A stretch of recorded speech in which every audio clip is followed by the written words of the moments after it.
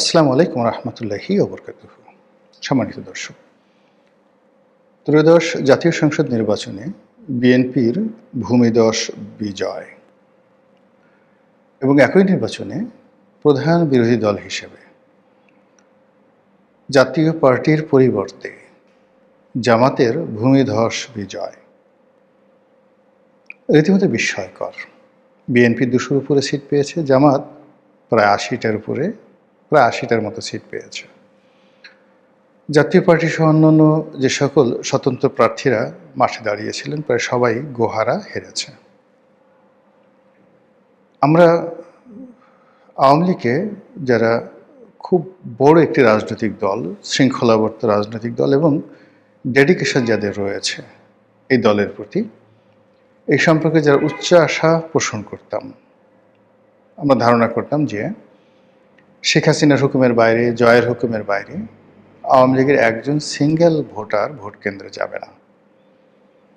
কিন্তু বাস্তবতা হলো যে সকল একেবারে সন্দেহ অবিশ্বাস দূর করে দিয়ে এই নির্বাচনে যত সংখ্যক ভোটার ভোট কেন্দ্রে উপস্থিত হয়েছেন এবং যেভাবে শান্তিপূর্ণভাবে ভোট দিয়েছেন, ভোটে অংশগ্রহণ করেছেন, সেটা আওয়ামী লীগ যদি সঠিকভাবে গ্রহণ না করে এবং এই নির্বাচনের ফলাফলকে যদি আওয়ামী লীগ তাদের আত্মসমালোচনার হাতিয়ার হিসেবে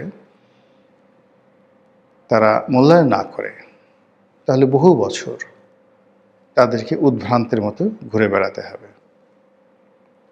প্রকৃতির যে একটা বিচার, সেই বিচারের কারণে আওয়ামী লীগের যে পতন হলো, সেই পতনের জন্য যতটা না জনগণ দায়ী, যতটা না দেশের মানুষ রাজপথে নেমে এসেছিল, কিংবা যতটা না আওয়ামী লীগ করেছে জনগণের বিরুদ্ধে, তার চেয়ে সবচেয়ে বড় বিষয় হলো প্রকৃতি এমন সব ঘটনা ঘটিয়ে দিয়েছে যে ঘটনার ফলে 15 বছরের একটি শক্তিশালী শাসনের পতন হয়েছে। এবং এই ভোটের একদিন আগ পর্যন্ত আওয়ামী লীগের যারা লোকজন তারা শতভাগ নিশ্চিত ছিল ভোট হবে না। দ্বিতীয় ছিল যে ভোট যদি হয়ও তারা, যারা আওয়ামী লীগ করেন, তারা কখনোই ভোট কেন্দ্রে যাবেন না। এবং আমি নিজেও ব্যক্তিগতভাবে মনে করতাম যে আওয়ামী লীগের এই যে আত্মবিশ্বাস, সেটি হয়তো সঠিক, এবং আওয়ামী লীগের ভোটাররা যদি ভোট কেন্দ্রে না যায়, ভোট কোনো অবস্থাতে উৎসবমুখর হবে না, অংশগ্রহণমূলক হবে না, এবং 20-25% ভোট হবে কিনা সন্দেহ। এরকম একটা ধারণা আমারও ছিল। কিন্তু বাস্তবতা হলো যে নির্বাচনের দিন এই হাতে গোনা কিছু ভোট কেন্দ্র ছাড়া প্রায় সব ক্ষেত্রেই ভোটাররা হুমড়ি খেয়ে পড়েছেন। এখানে কোনো ইলেকশন ইঞ্জিনিয়ারিং ছিল কি না আল্লাহ ছাড়া বলতে পারবে না, কিন্তু আমরা দৃশ্য তো দেখিনি। শান্তিপূর্ণভাবে হয়েছে এবং বাংলাদেশের ইতিহাসে এত কম মারামারি, এত কম গণ্ডগোল এবং হানাহানি ছাড়া একটি সুন্দর নির্বাচন কল্পনাই করা যায় না। তো সেই দিক থেকে বিএনপির বিজয়, তারেক রহমান সাহেবের প্রধানমন্ত্রী হওয়া, এইগুলো যদি আপনি আওয়ামী লীগের একদম শেষ কয়েকটি বছরের কথাবার্তার সঙ্গে তুলনা করেন, তাহলে বুঝতে পারবেন যে তাদের মধ্যে কতটা মনোবেদনা তৈরি করেছে। তারা কোনো অবস্থাতেই তারেক রহমান সাহেবকে কোনো রাজনৈতিক ব্যক্তিত্ব মনে করতেন না। স্বয়ং প্রধানমন্ত্রী শেখ হাসিনা থেকে শুরু করে তার যারা লোকজন রয়েছেন, তারা মনে করতেন যে অর্বাচীন বালক, এর দ্বারা কোনোদিন নির্বাচন করা সম্ভব হবে না, দেশ পরিচালনা তো দূরের কথা, দল পরিচালনা করাও সম্ভব নয়। এবং তাদের সেই তুচ্ছতাচ্ছিলের কারণে তারেক রহমান সাহেবের যতটুকু না যোগ্যতা আছে, আওয়ামী লীগ করত কি সেই যোগ্যতাটাকে আরও 99% কমিয়ে মাত্র 1% তার সেই যোগ্যতার নম্বর দিয়ে তাকে সেভাবে মূল্যায়ন করতেন। উঠতে বসতে গালাগাল, জিয়াউর রহমানকে গালাগাল, বেগম জিয়াকে গালাগাল। জিয়াউর রহমান পাকিস্তানের চর ছিলেন। তারপর তারেক রহমান সাহেবের হাওয়া ভবন, দুর্নীতি, অনিয়ম, যথেচ্ছার, যা নিয়ে আওয়ামী লীগের লোকজন যেভাবে কথাবার্তা বলেছেন, আপনি ওই সময় সংসদের যে কার্যপ্রণালী বিধি রয়েছেন সেগুলো শুনলেই বুঝতে পারবেন যে ওই সময়টিতে আওয়ামী লীগের নেতৃবৃন্দ, শেখ সেলিম থেকে শুরু করে অন্যান্য সিনিয়র নেতৃবৃন্দ, এমনকি তোফায়েল আহমেদ, আমির হোসেন আমু, মতিয়া চৌধুরী এবং স্বয়ং প্রধানমন্ত্রী শেখ হাসিনা বেগম জিয়া সম্পর্কে, জিয়াউর রহমান সম্পর্কে, তারেক জিয়া সম্পর্কে কী সব কথাবার্তা বলেছেন। বাস্তবতা হলো যে এই প্রকৃতি এরকম একটা, যাকে বলা হয় অধিক্ষেত্র, এখানে সব কর্মেরই সমান প্রতিক্রিয়া রয়েছে। 2001 সন থেকে 2006 সন পর্যন্ত বিএনপি আওয়ামী লীগের সঙ্গে যে কাজগুলো করেছে, প্রকৃতি তাদেরকে ফিরিয়ে দিয়েছে। আবার 2009 থেকে 2025 পর্যন্ত আওয়ামী লীগ যে কাজগুলো করেছে বিএনপির প্রতি, সেই কাজের প্রতিদানও প্রকৃতি প্রথমত বিএনপিকে দিয়েছে, দ্বিতীয়ত আওয়ামী লীগকে দিয়েছে। আওয়ামী লীগ এখন কী করবে? তারা যতবার শুনবে যে প্রধানমন্ত্রী তারেক রহমান জাতির উদ্দেশ্যে ভাষণ দেবেন, প্রধানমন্ত্রী তারেক রহমান ভারত ভ্রমণে যাবেন, আর বিমানবন্দরে তাকে অভ্যর্থনা জানানোর জন্য স্বয়ং নরেন্দ্র মোদী উপস্থিত।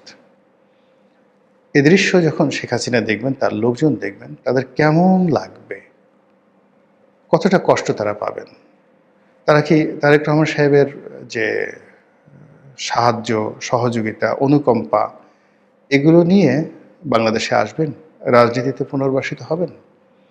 অথবা তারেক রহমান সাহেব যদি তার ঔদার্যতা ভুলে গিয়ে প্রতিহিংসা পরায়ণ হয়ে ওঠেন আওয়ামী লীগের মতো, এবং আওয়ামী লীগের লোকজনদেরকে তিনি তার গতানুগতিক বাংলাদেশের যে ট্র্যাডিশন, সেই ট্র্যাডিশন অনুযায়ী শাস্তি দেন, মামলাগুলো চালিয়ে নেন, যেগুলো আইসিটিতে মামলাগুলো চলছে সেই মামলাগুলো তিনি চালিয়ে নেন, এবং আওয়ামী লীগ যেভাবে বলতো 11-11 সময় যে মামলাগুলো হয়েছিল বেগম জিয়ার বিরুদ্ধে, তারেক রহমান সাহেবের বিরুদ্ধে, সেই মামলাগুলো আওয়ামী লীগ চালিয়ে নিয়েছিল এবং বলছিল আমরা তো এই মামলাগুলো দেইনি। এই মামলাগুলো 11-11 সময়টিতে যারা সেনা শাসক ছিলেন তারা দিয়েছেন।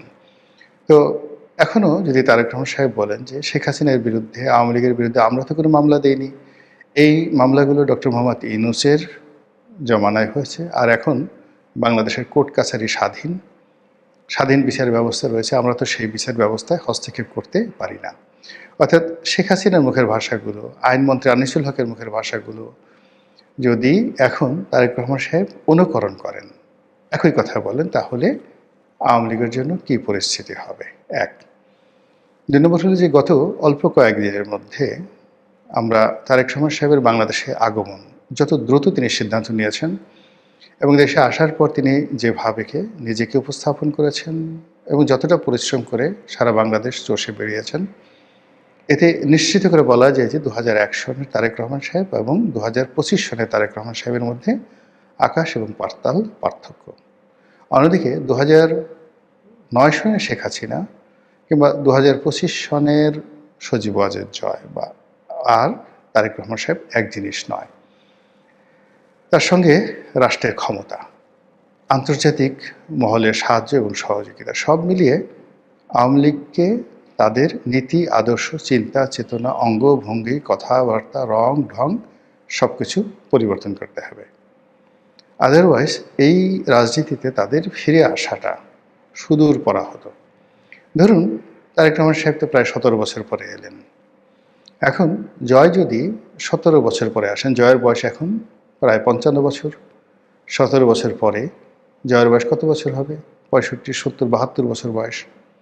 17 বছর পর শেখ হাসিনা কতদিন থাকবেন? আল্লাহ তো ন্যায় বিচারক, তিনি বিএনপিকে যে কর্মের জন্য 17 বছর শাস্তি দিয়েছেন, আর আওয়ামী লীগকে সেই কর্মের জন্য যদি কম করে হইলেও 17 বছর বা 20 বছর সাজা দেন, তাহলে এখন যারা আছেন তারা কোথায় থাকবেন, কি বলবেন, কি করবেন ইত্যাদি অনেকগুলো বিষয়।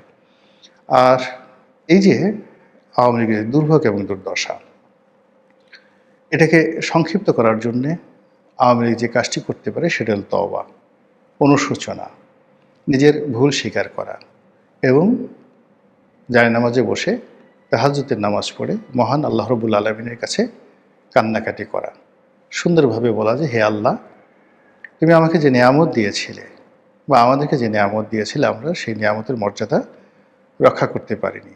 আমরা সম্মানিত মানুষকে বেইজ্জতি করেছি, আর অসম্মানিত এবং বাজে লোকদেরকে সম্মানের চেয়ারে বসিয়েছি। আমরা দুর্বৃত্তদের হাতে ক্ষমতা ছেড়ে দিয়েছি আর ভালো মানুষদেরকে নির্বাসনে পাঠিয়েছি। হে আল্লাহ, তুমি আমাদেরকে মাফ করে দাও, নতুন করে আমাদেরকে আবার একটি সুযোগ দাও। প্রতিটি মানুষ এভাবে যদি তওবা না করেন, আওয়ামী লীগের ফিরে আসাটা সত্যিকার অর্থে আল্লাহ কবে তাদেরকে মঞ্জুর করেন ফিরে আসাটা, এটা আল্লাহ ছাড়া কেউ বলতে পারবেন না।